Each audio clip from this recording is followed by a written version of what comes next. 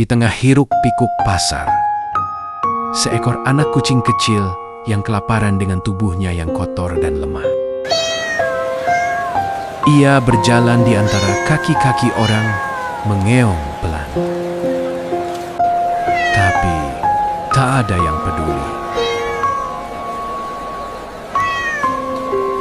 Ia hanya menatap sisa makanan yang tak terjangkau, hingga seorang anak kecil melihatnya dan melangkah mendekat.